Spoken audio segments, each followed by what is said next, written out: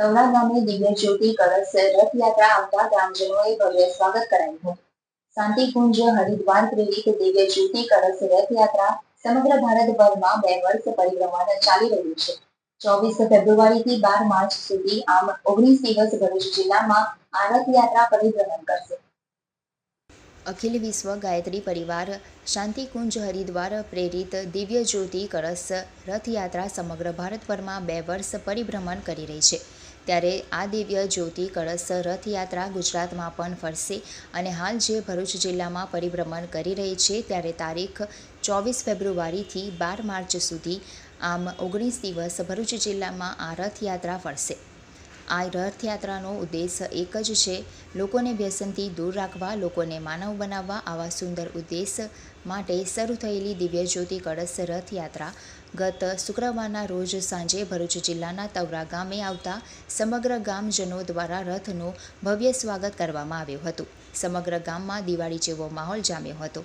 ગામના મુખ્ય માર્ગ ઉપર ભવ્ય લાઇટિંગો અને શેરીએ શેરીએ રંગોળી સહિત વિવિધ પ્રવૃત્તિઓ દ્વારા રથની ભવ્ય સ્વાગત કરાયું હતું તથા રાત્રે 8 કલાકે ભવ્ય દીપ યજ્ઞ યોજાયો હતો। આ દીપ યજ્ઞમાં સમસ્ત ગ્રામજનો જોડાયા હતા તથા 1 માર્ચના રોજ વહેલી સવારે દિવ્ય જ્યોતિ કળશ રથયાત્રા તવરા ગામથી પ્રસ્થાન કરી શુકલતીર્થ તરફ પ્રયાણ કરે।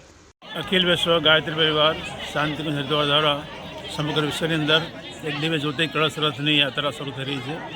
જે જ્યોતિ કળશ રથ આ આખા વિશ્વમાં ફરી રહ્યો છે અને એનો મૂળ ઉદ્દેશ છે પરમ ગુરુદેવ શ્રી રામ શર્મા આચાર્યજીએ આજથી 99 વર્ષ પહેલાં 1926માં એક દિવ્ય જ્યોતિ પુરુષની હાજરીમાં કળશની સ્થાપના કરી હતી, જ્યોતિની સ્થાપના કરી હતી અને એની અંદર એ દાદા ગુરુદેવે એમને 3 જન્મની યાદ અપાવી કે પહેલો જન્મ થયો તો એમનો શ્રી સંત કબીરનો, બીજો જન્મ હતો શ્રી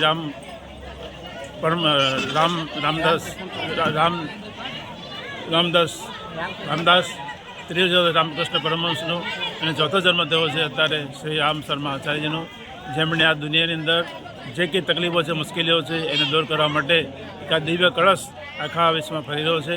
એનો મૂળ ઉદ્દેશ છે આ ધરતી પર સુખનું અવતરણ અને માણસમાં દિવસનો ઉદય।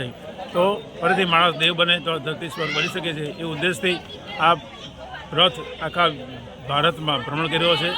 ભારતમાં 2 વર્ષ સુધી ફરશે, ગુજરાતમાં પણ એ ફરી રહ્યો છે અને ભરૂચ જિલ્લામાં એ 17 દિવસ ફરશે। આ આપણો 3જો તાલુકો છે જેમાં રથ ફરી રહ્યો છે અને એ 13 તારીખ સુધી 13 માર્ચ સુધી આ જિલ્લામાં ફરશે અને ત્યાર પછી એ નર્મદા જિલ્લામાંથી વડોદરા જશે। તો આ ભરૂચ જિલ્લાના સર્વે ધર્મભી ભાઈ બહેનોને આ દિવ્ય કળશ જે આવી રહ્યો છે એનું દર્શન પૂજન એનો લાભ લેવા માટે ભાવભર્યું આમંત્રણ છે।